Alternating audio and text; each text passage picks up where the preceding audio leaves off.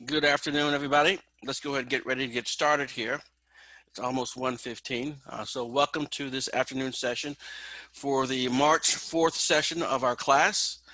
If we are disconnected for more than 10 minutes, please check on your Canvas site a little bit later today for information we would have covered during this particular session. Okay, so let's do our attendance check-in at this time. At this time, please type present for your attendance in the chat feature. If you did not sign in with your full name, be sure to include it in the message. I'll try to remind myself a little bit later to do another attendance check-in as we go through the course today for those who may show up after this particular slide. Thank you for checking in, everyone. Okay, let's go ahead and get started then. It is 1:15. So as we've done for the most part this semester, we'll start off by looking at what we discussed during our last session. During our last session, we introduced the idea of sex, gender, and sexuality, and we started the conversation off by looking at the difference between sex and gender. Sex is more of a biological thing. It's based on physiology and genetics, whereas gender, and we talk a lot about gender in this course as well, gender is going to be something that is socially influenced. And so we were able to look and compare at both of these ideas during our last session. We also looked at how we may differ, males and females, boys and girls, women and men, from one another. We looked at similarities, and most of the time, to be quite honest, we are very similar to each other, males and females. But there are some differences, and we pointed out some of those differences during our last class, looking at such things as aggression. Men tend to be slightly more aggressive, for example. Women tend to be slightly more aggressive in relational aggression, for example. Men, much more aggressive when it comes to very high levels of violence. We also see there were differences in the types of relationships that can be established between men with their relationships and women with their relationships. We also saw that the start of the differences between men and women, or in this case, boys and girls, can start rather early with regard to how it is that boys play and how it is that girls play. Girls play is more socially oriented, whereas boys play is usually going to be somewhat more competitive. We also examined what influences our gender. We looked at genetics, sex hormones, as well as cultural factors. Genetics, we have that 23rd chromosome, the one that determines whether or not we're going to be a boy or a girl. Okay, we see also testosterone and estrogen also play a role specifically in our gender identity as well. So even though sex and gender are different, gender still will be influenced by certain types of factors that are going to be, for the most part, from our sex or our genetics, as well as culture factors. Culture factors play a significant role as well, dictating what type of gender roles for a particular culture, for example. We then examine somewhat a little bit more closely the idea of puberty. Puberty is when we have reproductive participation, meaning that we become sexually mature and now are capable of participating in reproduction. We saw a little bit more about puberty earlier in our previous chapter on lifespan development.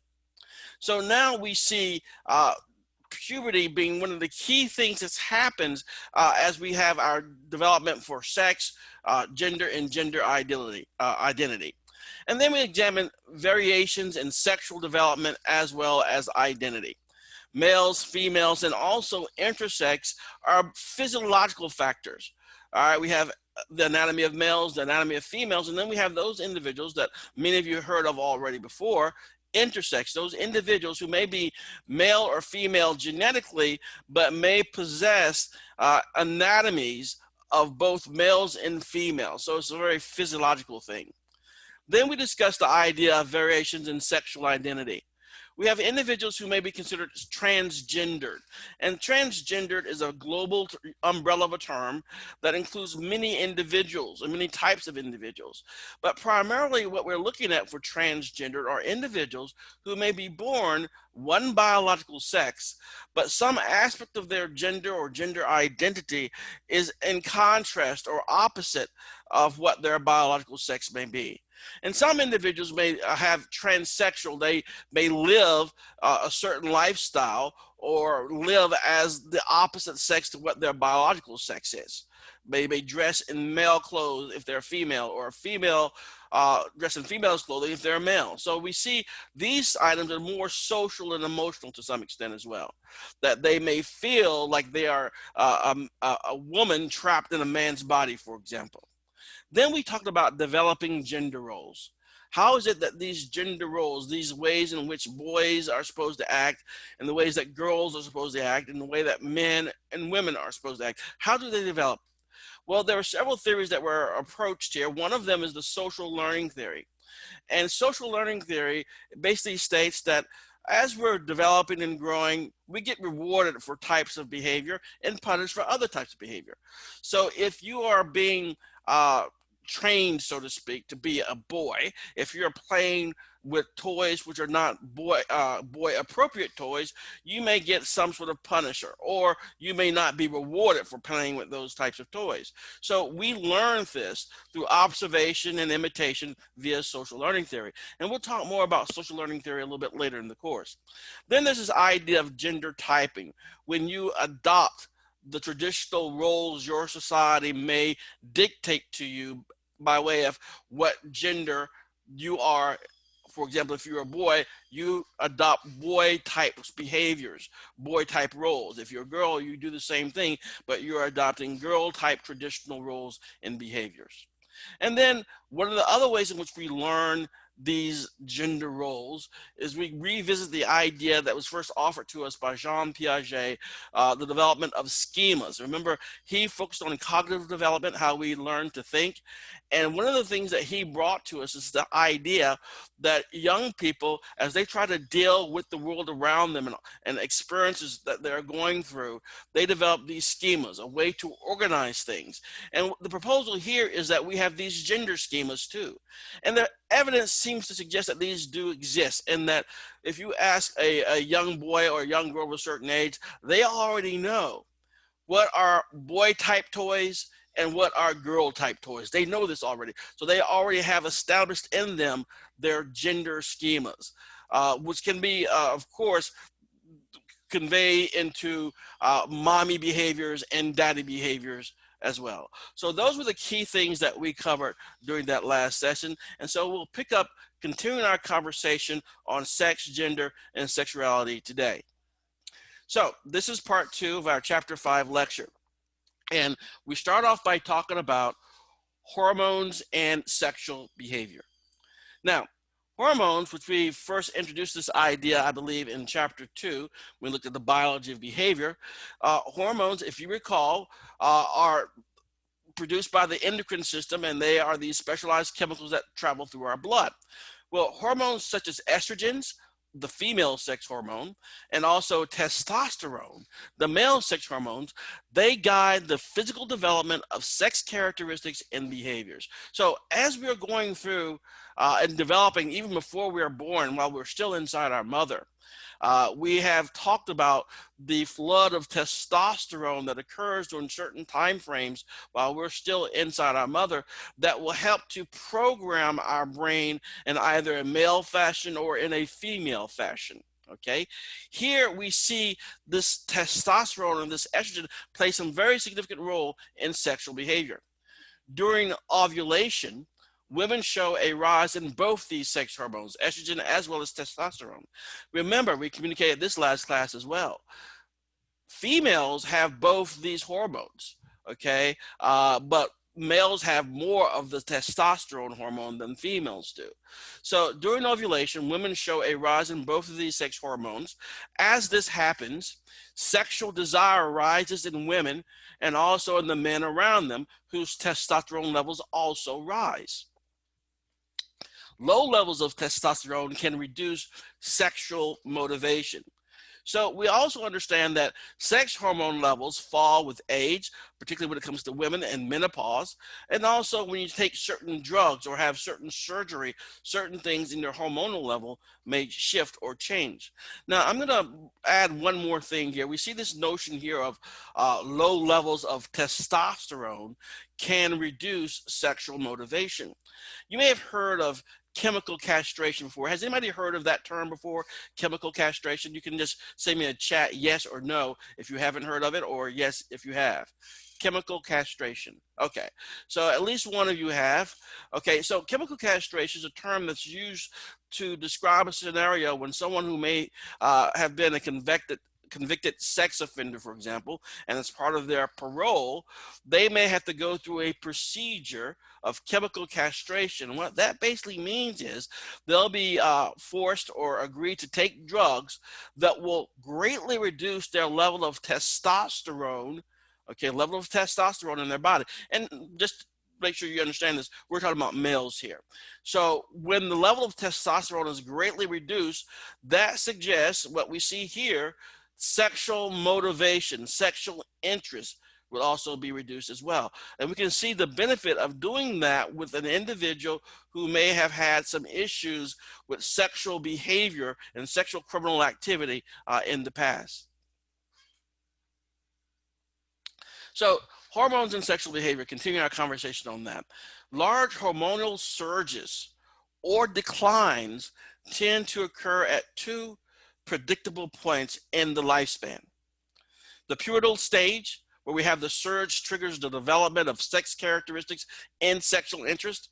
So once you're before puberty, you have no interest basically, but as you go through and after puberty, your interest in sex grows, as does the development of certain sex characteristics grow as well. In later life, hormone levels fall with women experiencing menopause, and we talked about that last class as well, and it also declines with men, but it does so more gradually. Remember, we talked about why it is that this may be occurring where women of a certain age no longer have the capability of producing offspring.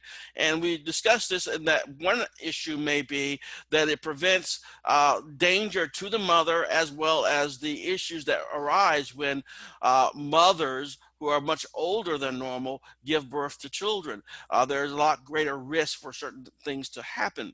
So we see this may be an evolutionary thing as well. But for men, because of their particular role, their change, their hormone levels and their ability to sire children, for example, can last a lot longer than their female counterparts.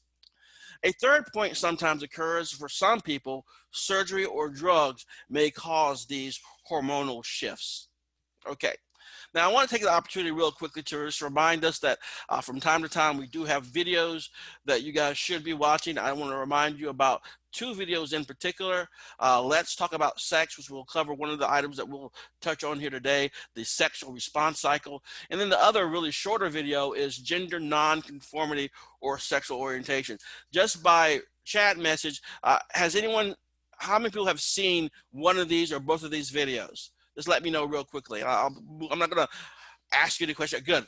All right, great. So that way we're at least keeping up with some of the ideas that we are going to be talking about today, so we are better prepared for our conversation. All right, so let's talk now about the sexual response cycle. First, as I talk about sexual response cycle, let me first remind us of something that you may have come across or not. A long time ago, we are in a generation now, which is always changing from time to time. Mores or morals change, and what people are feeling comfortable talk about change from time to time in many societies, including ours. There was researchers who were very progressive researchers in the past. They were like pioneers in a way. One of them, not mentioned here on the slide, was Kinsey. And Kinsey did some research before the 50s. And the research was very controversial in a way then. He sent out surveys to thousands of individuals and asked them questions that during that generation, no one would want to ever ask. And they asked these individuals anonymously about sexual behavior. What did they like? What did they do? What were they interested in? And those types of things. And so this research was very much talked about and very controversial to an extent, but it was just survey research. But then later, we have two individuals in the late 50s, William Masters and Virginia Johnson, and you usually hear it this way, Masters and Johnson. They had this some would say a crazy study. They observed sexual arousal and orgasm to learn about the typical pattern of human response to sexual stimulation.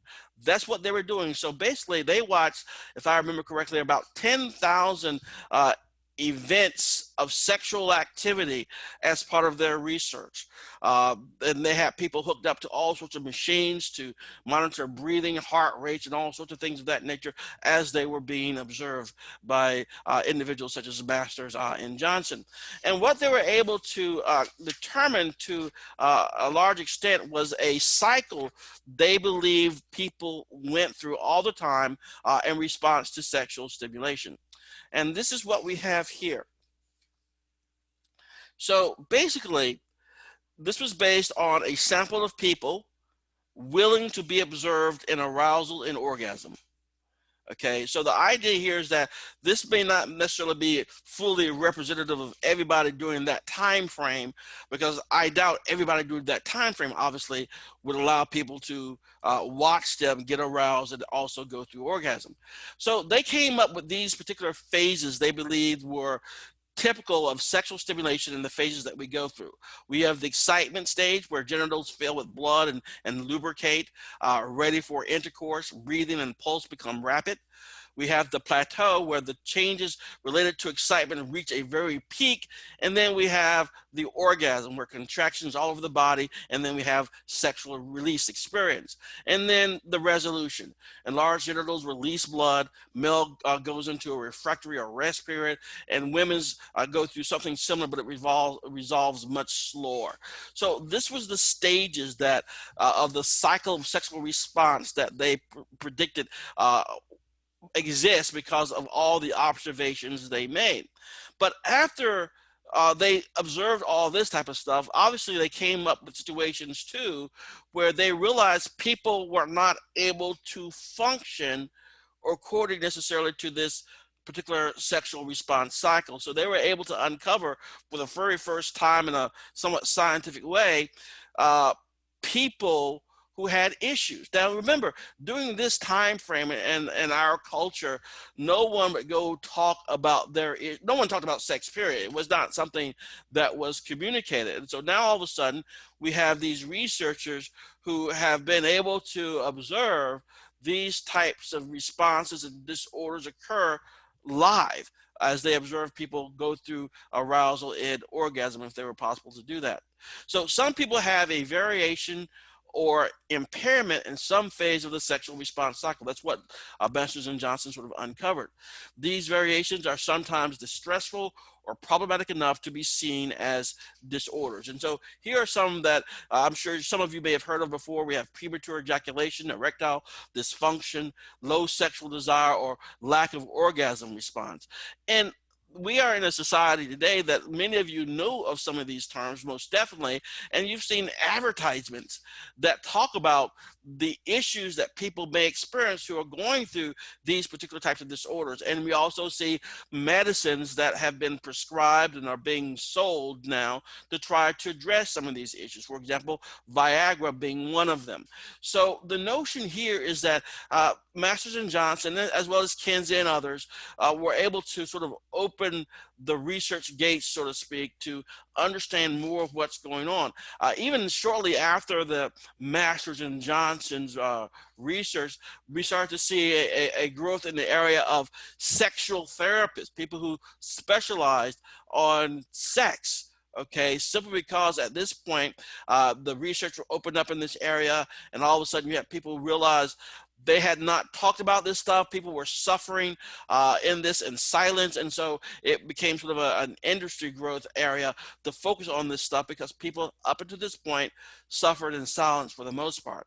So these can be improved. These disorders can be improved with behavioral therapy and other forms of psychotherapy and or medication. So the idea is that this research was very fundamental in allowing people to start talking about things. Now, in your classes, this class and other classes, you talk about these things. It may be somewhat uncomfortable, but because of these researchers and all this stuff that's happened before, we have the ability to discuss about this type of stuff, as well as know a lot more about it than people in 1953 who were in a similar college class. They would have no clue as to what some of these things are that we're talking about now. But now, unfortunately or not, if you go to an elementary school, some people in elementary school, definitely junior high, will know some of this stuff, okay? Because now generations are different, a much different society than it was 20, 30, 40 years ago. All right, I'm gonna pause there real quick to see if there are any questions or comments before I move on to the next material. And also take a little sip of my water here.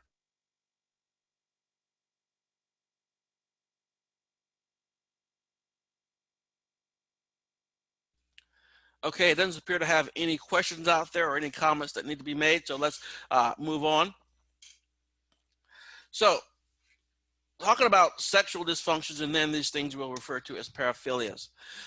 American Psychological Association in 2013 classifies people as disordered only if they experience sexual desire in unusual ways. Okay, so they have some sort of unusual aspect about their sexual desire, and the person experiences distress from this unusual sexual interest, or the desire entails harm or risk of harm to others. So basically, we realize that there is what most people would categorize as normal range of sexual behavior, and then there are those that may go beyond that, that may be unusual enough that it will cause some stress in the person who experienced this interest, and of course, if it entails harm or risk to others. Now, paraphilias is what we are referring to here. Paraphilias is basically sexual arousal from fantasies, behaviors, or urges involving non-human objects, the suffering of self or others, and or non-consenting persons. And so these are usually going to be considered very bad potentially. So we have necrophilia, exhibitionism, and pedophilia. Necrophilia, of course, you may know, is about people who are interested in people who are not alive. That is something that excites them. Or exhibitionists are usually sometimes referred to as flashers. They like to show themselves, flash themselves in public arenas, their nudity to others, and that excites them. Or people may be interested in individuals who are beneath the age of consent and be attracted to those individuals. So these are things which obviously we are aware of out there, and they do exist, and you can see all this type of stuff all over the world. But the notion is, with psychology, we're trying to identify when it does become a distress, this whatever unusual sexual interest it may be. Not all of them are going to be seen as necessarily criminal or harmful, but they can be. Because what you can have, someone can have some sort of sexual quirk that is unusual, and they experience distress from it, and that can be all there is to it. They just don't like, they're very interested in this, and it's something that causes them a great deal of distress. And it has nothing to do with entailing harm to others or risk of harm to others.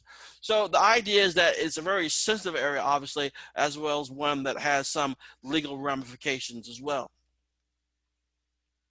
The other area that we talk about is sexually transmitted infections, usually also referred to as STDs, or sexually transmitted diseases. Uh, every day, approximately more than 1 million people worldwide acquire some sort of STI. They get infected somehow with some sort of disease or infection that is sexually transmitted. A few decades ago, one that came on the scene was AIDS, or acquired immune deficiency syndrome, which changed the whole perspective on sexually transmitted infections, simply because many of the STDs were very harmful, but they were not necessarily lethal. But here we saw, it's different now, but many decades ago, very much life-threatening thing, but now with medicine, people can live with it much longer. So a life-threatening sexually transmitted infection caused by the human immunodeficiency virus, or HIV. It depletes the immune system and leaves the person vulnerable to infections. So what it comes down to when it comes to AIDS, AIDS basically just destroys your immune system. It doesn't kill you directly if it's going to be lethal. It basically opens you up to other infections, which may kill you simply because, for example, you catch a cold that turns to a pneumonia and you die because your immune system is not fighting off these viruses and these infections as they once could when you had a healthy immune system. So what we see is that sexually transmitted infections is still a very serious thing out there in the world today. The CDC reports sexually active 15 to 24-year-olds are at the higher risk for STIs than older adults for a variety of reasons. We've talked about this already. First, we've talked about the idea of the frontal lobe not being fully formed, okay, in this group, which is going to be, for the most part, adolescents. Therefore, their inhibitions aren't there, so they're more likely to execute risky types of behavior. Also, condom use effectiveness varies by infection. It's 80% effective against the transmission of HIV when used with an infected partner. It's less effective with skin-to-skin STIs such as herpes. And then we see this particular issue, which is somewhat sad in a way, is that worldwide women's AIDS rates are increasing faster, partly because the virus is passed from man to woman much more often than from woman to man. In certain areas of the world, it is really a serious epidemic that we do see because of this, because systems and infrastructure may not be in place in certain countries, and so the infections can go somewhat unchecked, unfortunately.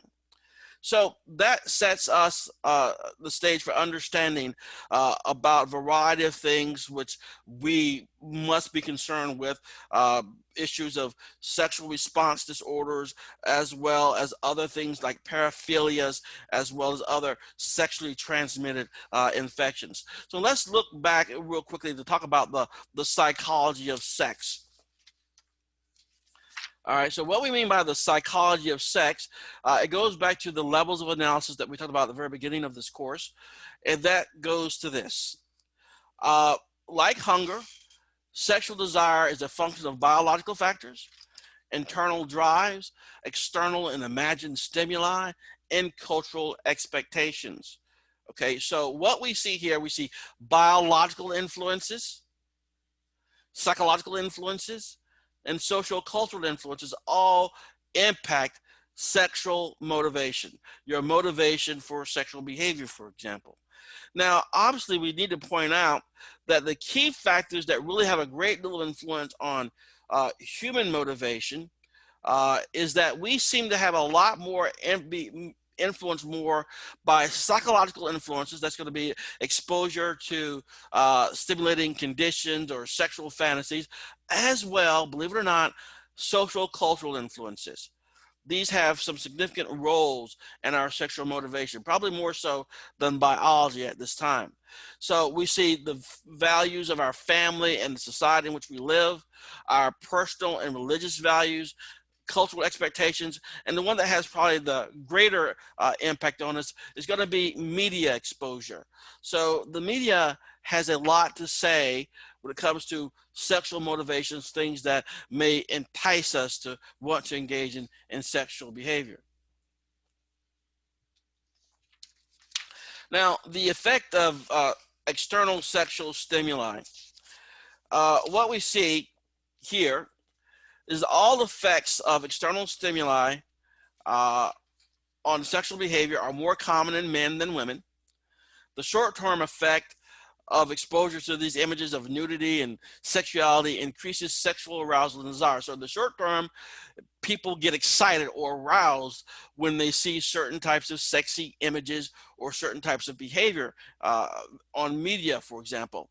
But there are possible dangers of the effects of these external stimuli on these individuals. One, the distortion of our ideas of what is appropriate and effective for mutual sexual satisfaction.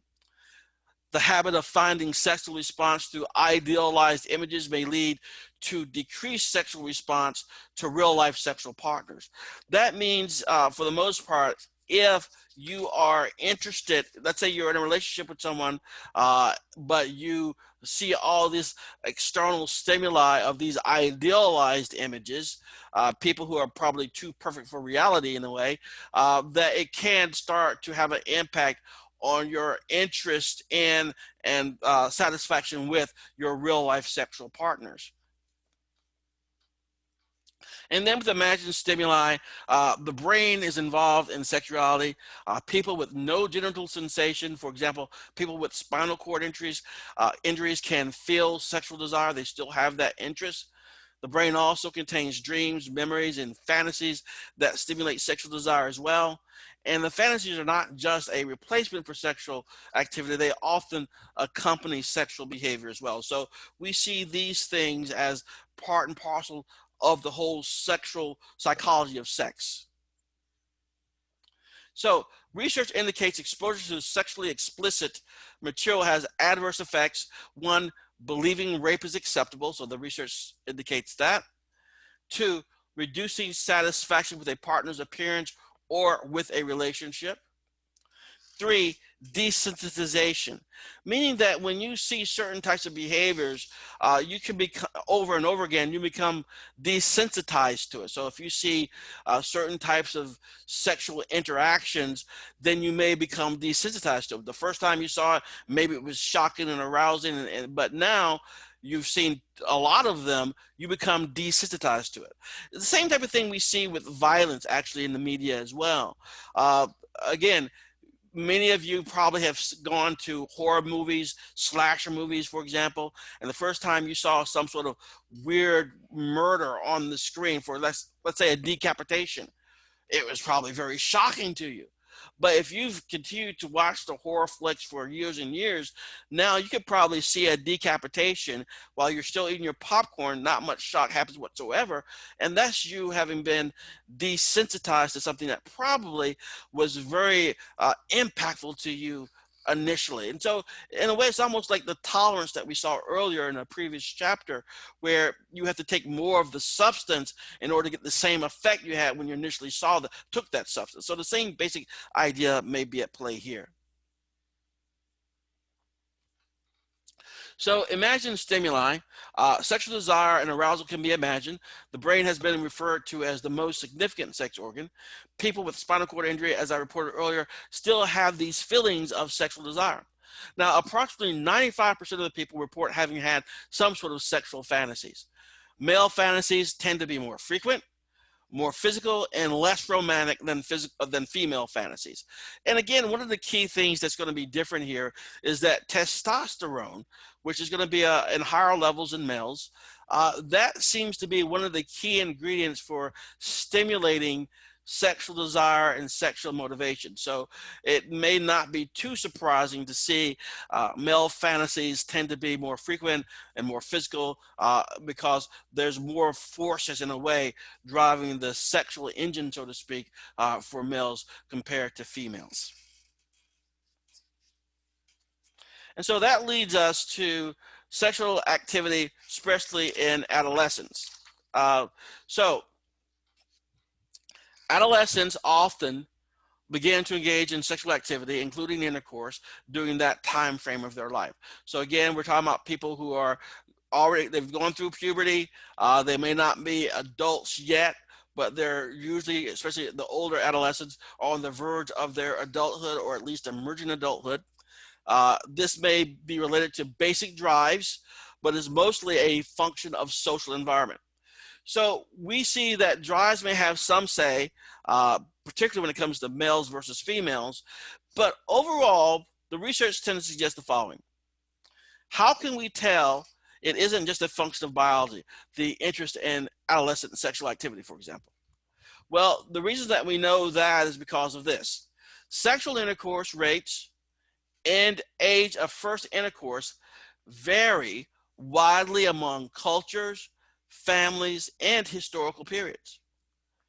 So if it was something more of biology, since we're all biologically very similar to one another, we would tend to see it all being basically the same.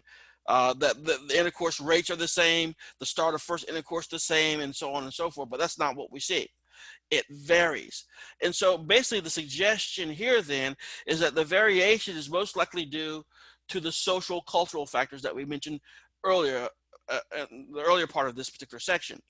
That is the social cultural factors, or in this case, the social environment that will dictate a lot of adolescent sexual activity. So sexual activity includes risks that may be magnified in adolescence, such as pregnancy while still in school, or sexually transmitted infections. Now, just looking at a comparison here, I'll let you guys think about this a little bit before I move on with the key points here. American teens have higher rates of pregnancy and abortion than European teens. Now, let me just clarify a couple of things real quickly here. We are comparing American and European teens because we are more equivalent to each other in many ways. You've heard of third world nations. There's also like first world nations, nations that have really good, healthy economies. They have a lot of infrastructure. They're usually well fed and those types of things. So American and European teens, their nations that they come from are probably going to be very equivalent there.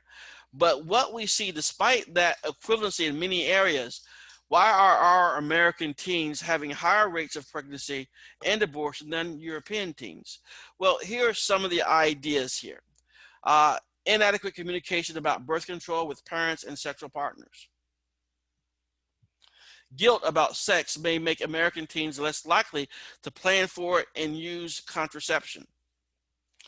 Alcohol use may make impulsive sex more likely and impair decision making. And media portrayals in the United States make unprotected sex look common and free from consequences. So we do see there that there are going to be some stark differences. Now, so why is this seen, these bullet points are seen as some of the reasons why this may be going on? So it basically indicates or suggests that things may be a little bit different in Europe. I don't know if anybody is from Europe or have been to European countries, but can anybody share with me how you think European teens may differ from American teens? I will pause a little bit long here to see if you guys can tell me a few things, what your thoughts may be.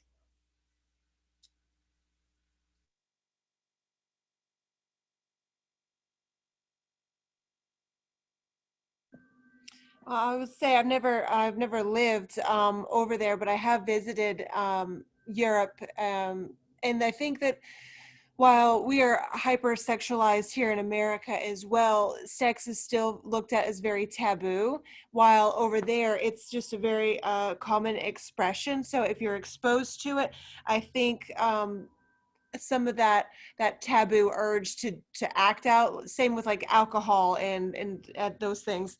I've noticed that it just seems to be a way of life, but it's not so much a big deal, and it's not something that has to be almost like a hyper sensationalized experience that everybody has to like forcefully push onto somebody. Great points. And that's one of the things I wanted to make sure we got is that the cultures are different there. And as you pointed out, their ideas about sex are much different as well. I mean, for example, there are many beaches in European countries which are nude beaches. No big deal. Females can go topless in many areas, and it's not seen as a big deal as it would be here in the United States. Also, I'll just tell you real quickly, I was working with a Ford Motor Company, and I had the occasion to travel to England to do some training over there. And so I stayed at this nice little hotel, which used to be a castle. And I was in the middle of the day, and I was preparing to go out to go get some training done. And the television was on, as television are usually on, just the background noise. And I look up, it's like in the middle of the day, and there's a woman, and this is not pay TV, this is regular TV, and she is totally nude on television. Okay, and there's some sort of game show or something. So the idea here is that that would not fly at all over here in the United States. You have to put that stuff on pay TV, but over in other parts of the world, there's not going to be that many hangups. And also, as you pointed out too, their views on alcohol are different as well. It's not unusual for a teenager, a young teenager, to consume alcoholic beverage like a beer or something. So they really don't have that many hangups. So many things that are seen as taboo and prevented and constrained for a lot of our teenagers are somewhat more laid back. And because of that laid back nature, they probably talk more about sex and communicate more about it with their parents and others. So they may make decisions not based on trying to do something that is forbidden or naughty, because it's not so forbidden and naughty, sort of, for the most part. So because I assume too that European teens probably have access to the same HBO and Cinemax that we do here. And so they're seeing the media portrayals in the United States of unprotected sex. They look common and free from consequences. But again, they don't wind up having a lot of their teenagers wind up pregnant or going for abortions. So just want to make that little comment there, that we do see, even with cultures like ours that are very much similar to many European cultures in some regards, they're different, but they're different in many key areas. Okay. Now, again, someone writes here about abstinence till marriage, Catholic values. Many of us remember too that we were formed to some extent by the Puritans that left England, and so a lot of the puritanical attitudes are still part of our culture. In fact, those of us who are actually in North Carolina, we're part of what is known as the Bible Belt. Okay, because we have certain types of values that are going to be a little bit more stricter than those states which are going to be outside that Bible Belt. So these things do play a role when it comes to behavior of teens, and ultimately when it comes to pregnancy and issues of that nature. Okay, so moving on. Thank you for your comments there, please. All right, so now we look at sexual risk taking in teen pregnancy. So we see these environmental factors that influence a higher teenage pregnancy rate. So again, communication about birth control, impulsivity. Remember, as a teenager, they're going to be impulsive. That's just the way it is. Their brains are going to be more likely to have an impact on them because they're not queued up to have inhibitory controls yet. And then that may make them drink more alcohol because of the sort of like don't do it factor. You want to do it because if somebody tells you not to do something, a teen, they're more likely to want to do it. And they're more likely to do it if they're going to be impulsive about it. And then we have the norms of unprotected promiscuity. Media help write the social scripts that affect our perceptions. Believe it or not, we don't like to say it, but we learn a lot from those things which are on TV shows, in movies, on videos, okay? And the education is that we're allowing the mass media to develop what we refer to as social scripts. And these social scripts are like little programs that say, given these scenarios, this is something that you can do. Okay, how we perceive something and how we behave in something. So we may learn from these social scripts that there are no consequences to certain actions. Okay, I mean, for example, if you do certain things, for example, there are movies out there where the teenagers get together when the parents are going to be out of town, and they throw a party of all parties that fire trucks have to come, cops have to come, all sorts of things. And it may be funny in the movie, but if you do that stuff in real life, there will be consequences. Okay, and then on top of that, we've mentioned this all several times already, but with less inhibition because of that frontal lobe, these young people, these teenagers, are going to be more likely to act in ways that will be much more risky to them. All right. So that looks at sexual risk taking in teen pregnancy. So what are some of the things that can help us to be more restraining as teenagers? So what are the factors that predict sexual restraint? One, high intelligence. So normally speaking, higher intelligence folks, they usually are going to be more self-restrained. It could be simple as the fact that they can think through, despite the fact of what TV and movies are telling them or what the music videos are showing them, they can think it through and say, if I do this, there are going to be some major consequences to this behavior. So that may make them a lot less risk taking there. And then there's religious engagement. The research shows that if you are more connected religiously, then you'll have a lot more sexual restraint. So there's going to be something greater than yourself, and you're a lot less likely to engage in sexual behavior, risk-taking behavior. And then the presence of a father. The idea, again, the father's presence seems to correct a lot of particular types of things there. I can just give you this sort of cliche from the old generations ago. I don't know if it still goes on now, but there used to be this whole thing when people used to date in a more regular fashion, where the young man would show up to the house of the person he's going to be dating, and he has to open the doors open, and then he has to meet the father. Okay, and the father tells him how he's supposed to be acting as a gentleman and all that type of stuff. So that just gives you what it used to be like a long time ago, but that and other aspects of the father's presence play a significant role too, and sexual restraint for teenagers. And then participation and service learning programs. One of the things too is that sometimes when people have lots of things to do, then they don't get involved in things they probably shouldn't get involved in. So if you are having time, donating time, working here at this shelter or that shelter, these things also help to predict sexual restraint. We're not saying that any of these things causes the sexual restraint, but they tend to be highly predictive of sexual restraint. All right, before I move into this next topic of sexual orientation, I want to see real quickly if there are any comments as we wrapped up some of these major ideas here. So are there any comments or statements you want to make? You can send through chat or just speak up. I'll wait for the next few seconds here and then move on. Okay, so now what we are going to go into is a topic that has been one for many generations now, many decades, dealing with sexual orientation. And with sexual orientation, what rights and privileges should people have who are oriented in particular sexual oriented ways? So we're talking about sexual orientation here. All right, so first, let's go and talk a little bit about what we mean and what we're talking about. So sexual orientation refers to one's preferences as an object of sexual attraction. This attraction, I want to emphasize this attraction may not necessarily result in sexual activity. So sexual orientation has nothing to do with sexual activity. All right.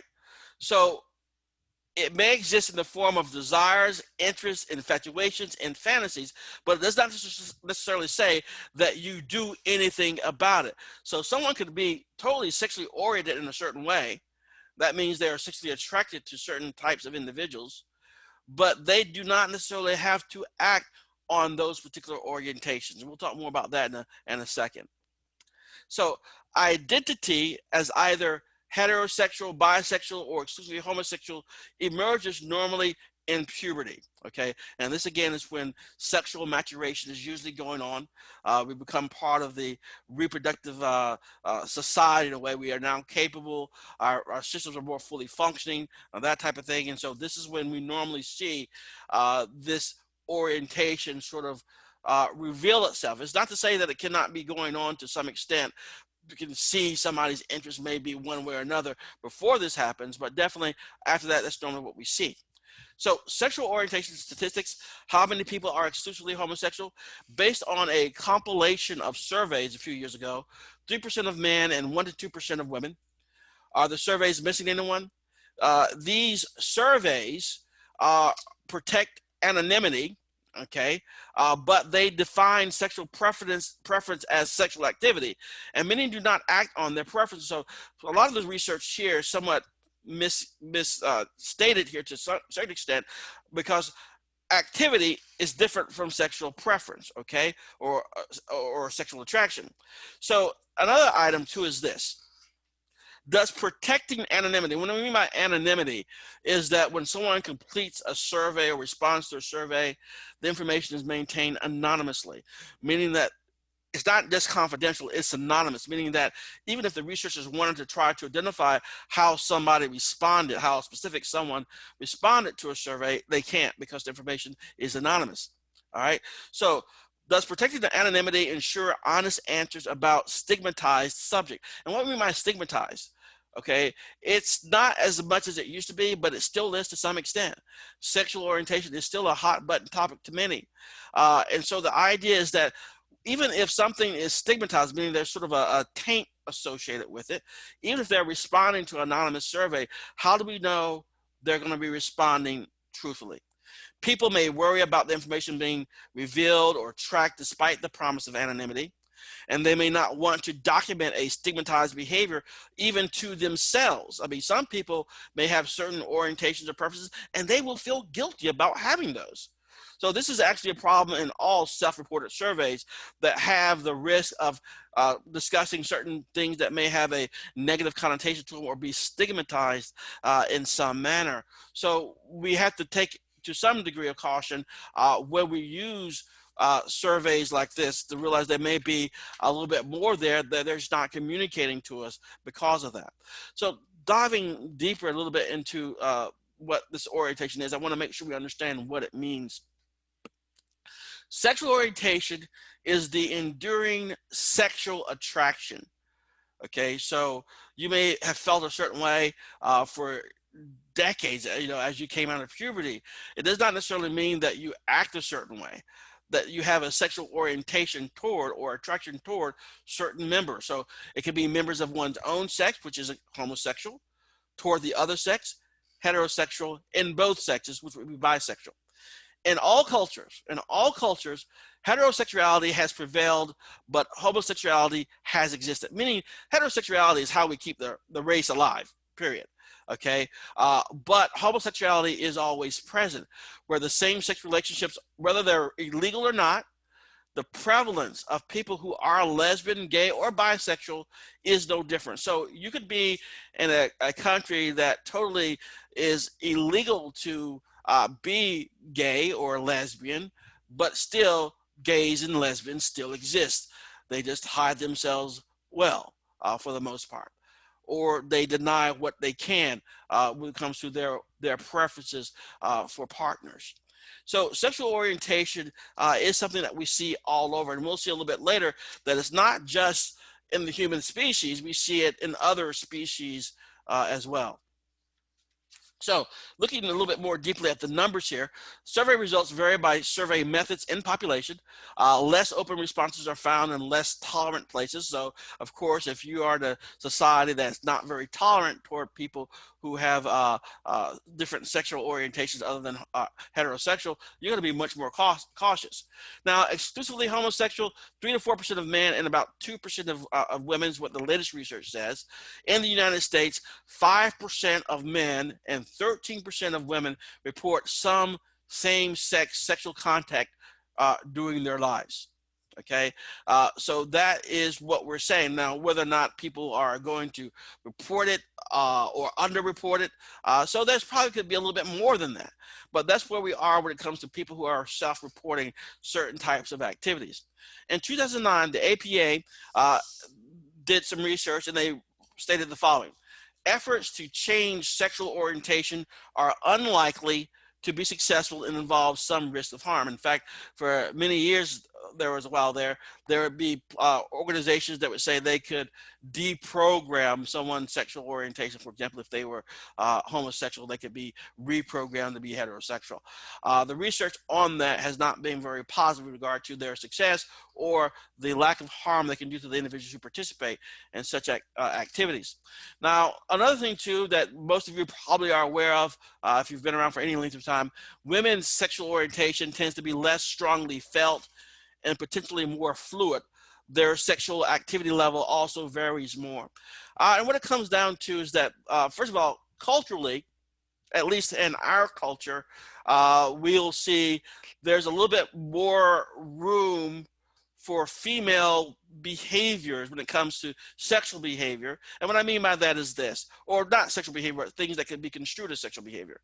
For example, if you see two females walking down the sidewalk holding hands, it may cause you to look once or twice, but it may not be a big deal. If you see two females or a group of females dancing together at a club, maybe no big deal again.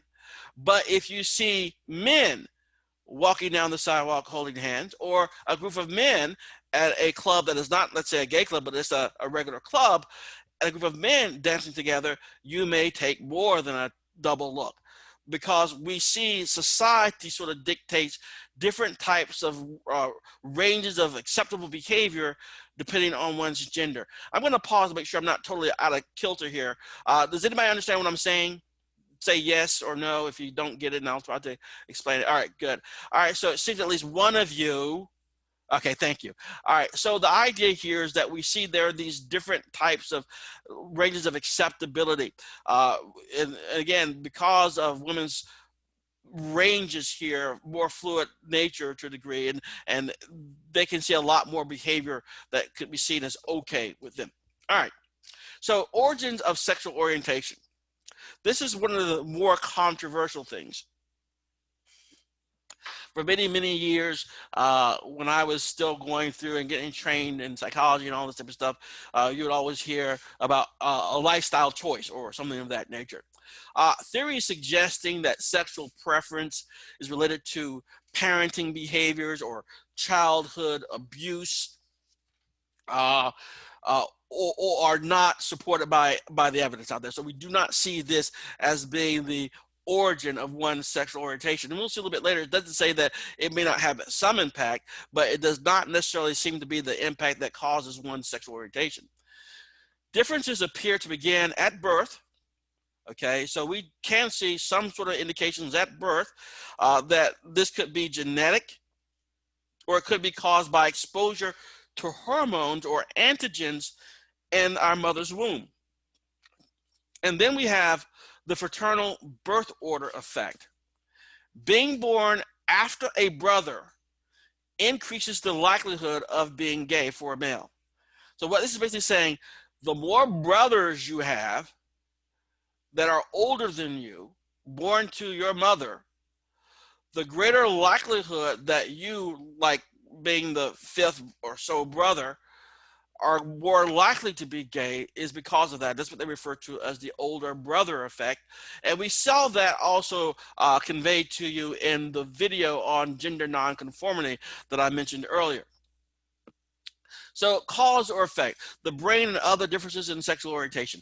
Heterosexual men have a certain cell cluster in the hypothalamus that on average is larger than in gay men and in women.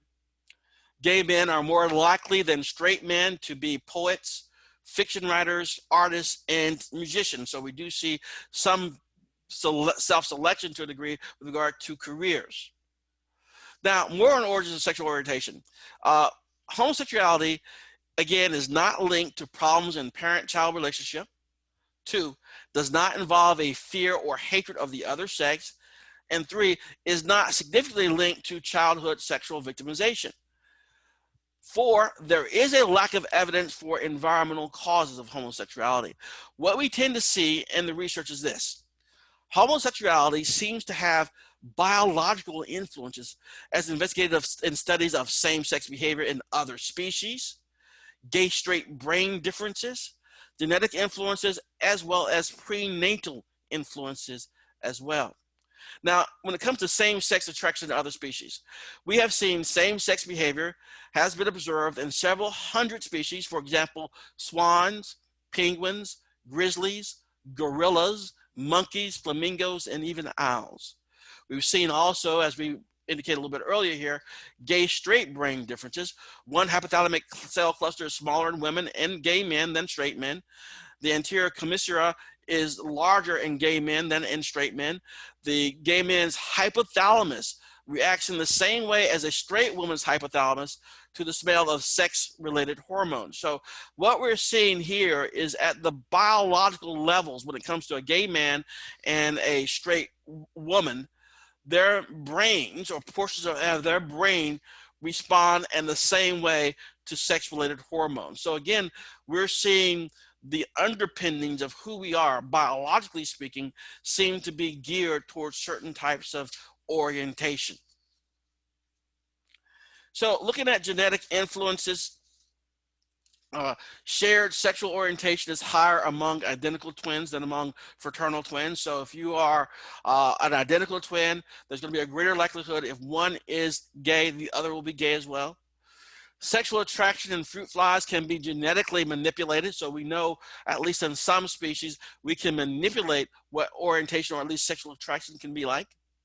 And male homosexuality often appears to be transmitted from the mother's side of the family. So we see yet another indication of a genetic side to this orientation. All right. And of course, those of you who saw the video on gender nonconformity, we saw how other factors too, prenatal influences can have a great deal of impact as well. For example, with the young rats that were born where one rat was castrated and the other rat was provided with a dose of testosterone, and it just altered their sexual behavior for the remainder of their lives. So we see this as being very powerful evidence to suggest that there are other factors at play here, not things outside biology. So looking at prenatal influences. Altered prenatal hormone exposure may lead to homosexuality in humans and other animals, as I indicated a second ago. And men with several older biological brothers are more likely to be gay, possibly due to maternal immune system reaction. I'll just give it really in a nutshell what they were communicating in the video and in the textbook here is that you have a female, and the female is only had female stuff to deal with. I mean, all her female genes, her female proteins, and all this type of stuff. Until one day she winds up pregnant and becomes pregnant with a male child. As that male child develops, what's happening here, all of a sudden, this mother's body is saying, my goodness, we have an invader here. We've never seen these proteins before in our lives, which they haven't, because now there's all sorts of stuff going on, which is male stuff. And so your mother here in this instance may start to develop an immune response, start to develop systems to sort of protect herself from the onslaught of these invading types of substances. And so after she's given birth to a few boys, this has grown. This immune response reaction has grown. And so by the time her last boy is born, they're saying the environment is different that may make it more likely for this last male child that's being born here to be more likely to be gay. So we do see from the consistency of the brain, genetic, and prenatal findings clearly leads to a biological explanation of sexual orientation. Now, we talked about the older brother effect a couple of times here. This is what it's graphed as here. So we can see here these approximate curves depicting the man's likelihood of homosexuality as a function of his number of older brothers. This correlation has been found in numerous studies, but only among, and this is the weird part, only among right-handed men. Okay, as about 9 in 10 men are going to be right-handed. So so that's what we're seeing here. So as you can see, it jumps from around 2% probability of homosexuality for having one brother, but as you go up to having 5 older brothers, for those individuals who are right-handed, we can see there is a great increase in the percentage probability of homosexuality there. That is the older brother effect for the reasons that I shared with you just a second ago. Now, there are great gay straight trait differences here. Research indicates that homosexuals and heterosexuals differ in the following areas and traits. We'll just go over them real quickly. Spatial abilities, fingerprint ridge count, auditory system development, handedness, birth size and weight, sleep length, physical aggression, walking style, gender nonconformity. On average, the evidence is strongest for males. Results for gays and lesbians fall between those straight men and straight women.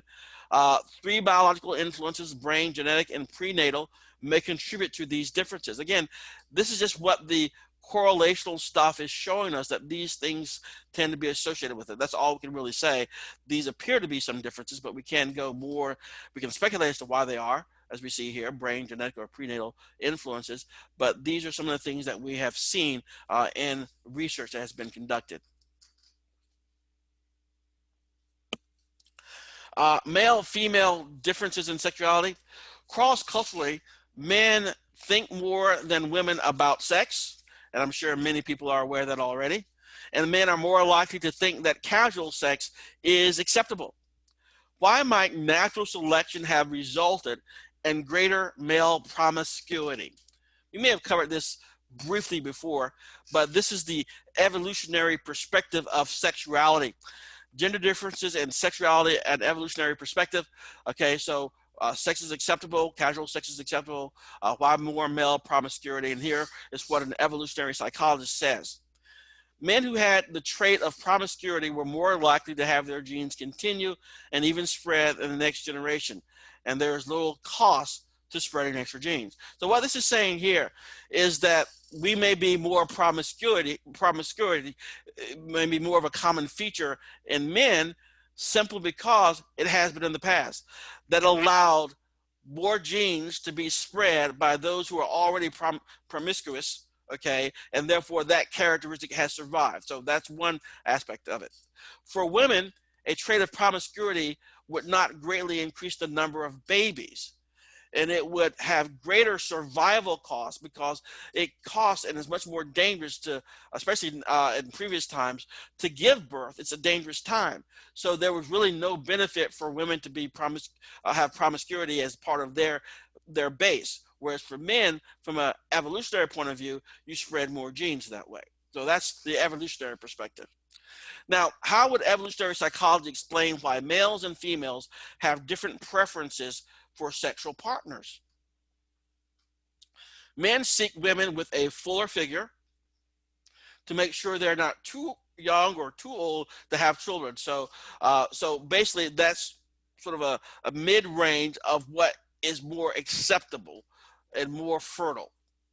Women seek males with loyal behavior and physical social power and resources in order to ensure the survival of the mother's offspring. So one is about making sure they are fertile. The other one is about survival of the offspring. So what it comes down to then is the following. Men prefer women with signs of future fertility. Women prefer men with loyal behavior and physical social power and resources. And why might natural selection have resulted in these certain mating preferences? Well, this is what it comes down to. Male choices optimize the chance of producing offspring. So for men, it's about producing offspring. What gives me the opportunity to have offspring be produced? Okay, and again, there's no cost to spreading it around.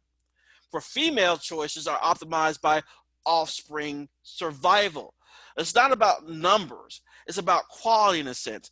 What mate, for example, would allow my offspring, the mother's offspring in this case, a chance of greater survival? Either the one who is physically, socially, or more physically or socially powerful, or have more resources. That survives, that gives them greater survivability for the offspring.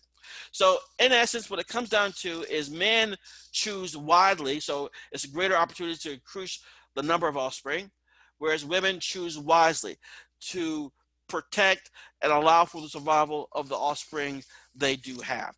That is how, to a large degree, how the evolutionary natural selection mating preferences is seen from an evolutionary perspective. All right, so wrapping things up here, last few slides. Most psychologists agree that natural selection prepares humans for survival and reproduction, which is the goal.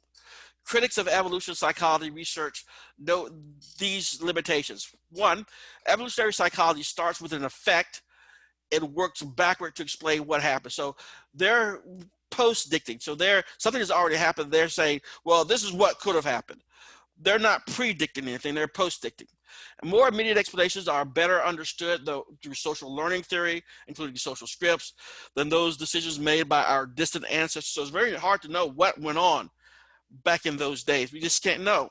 Okay, so social consequences of evolutionary explanation are very, very problematic. We don't know for sure. These are just the evolutionary psychologists sort of speculate as to what may have gone on.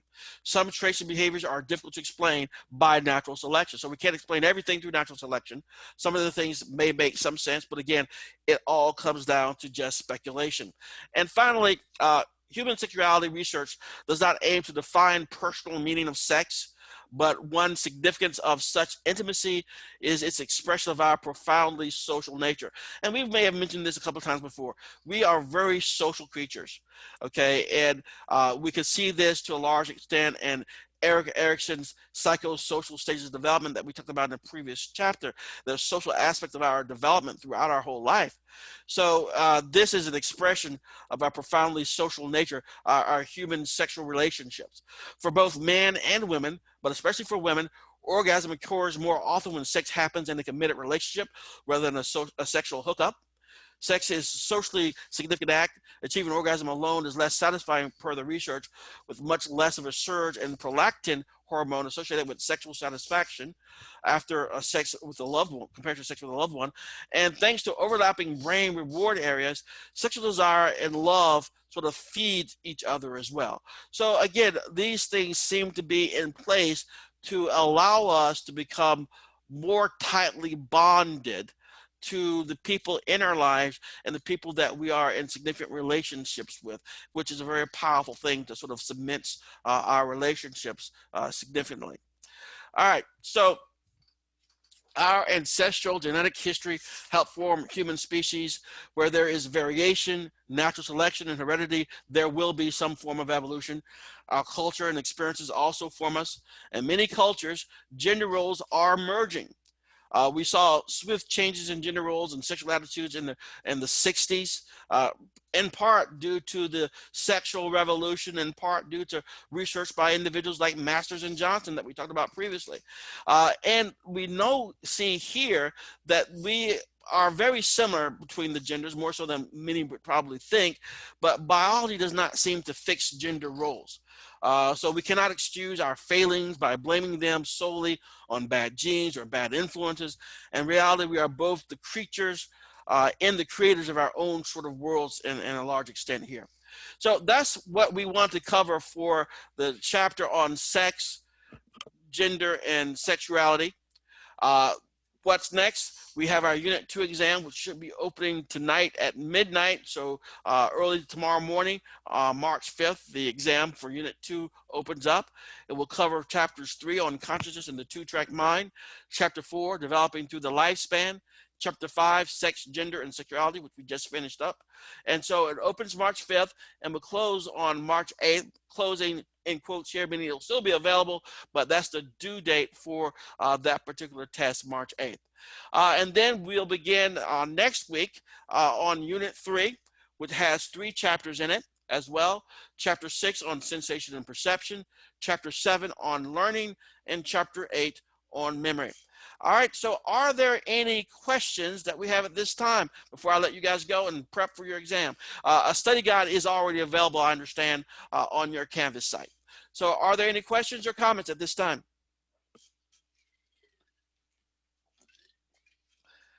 Okay, we seem to be good. So if that's the case, you guys are free to skedaddle. And yes, I said skedaddle. You be careful this weekend and prep for your exam best you can. And good luck on the test. Take care, y'all. Bye.